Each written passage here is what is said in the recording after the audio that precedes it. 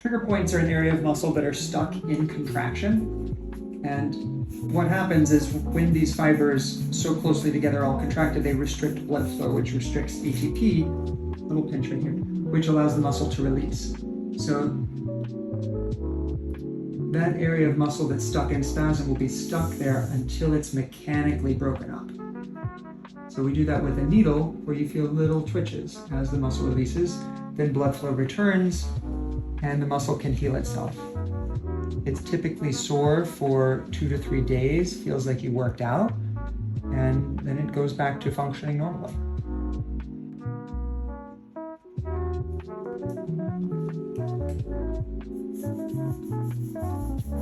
You can find the trigger point by palpation. Little pinch here. There's a little rubbery nodule within the center of the muscle that's a little extra twitchy and reactive, and the texture feels different than the rest of the muscle. And that's the area you want to target for needle placement. You'll know you're in the right spot because you will get a twitch and a release. If you don't actually get a twitch and release, you are not in a trigger point. You might be in a tight muscle. There's a lot of reasons muscles can be tight, but if it's not a trigger point, it's not a trigger point. The question with trigger points is, why are they there?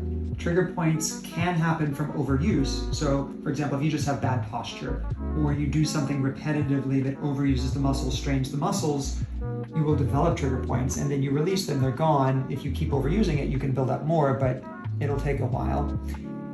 If you're guarding, if there's pain in the neck, for example, if there's a disc herniation or the joints in the neck are a source of pain, the muscles will naturally react to that, and they will tighten up and they will guard the neck. And then they're active all the time guarding the neck. That will also cause them to generate trigger points. You can release those, they'll twitch and release, but they'll usually come back within 2 weeks because they're being called upon to actively guard the neck. So in that situation, if you're doing trigger points and they help for a day or two or a couple of weeks and then they come right back, you really have to question what's driving them, and then you have to treat the underlying source. So in this situation, we know it's the neck. We've treated the joints in the neck before, and that's what will help longer term. But since we can't do that today and we want some relief today, we're able to release the trigger points here in the office.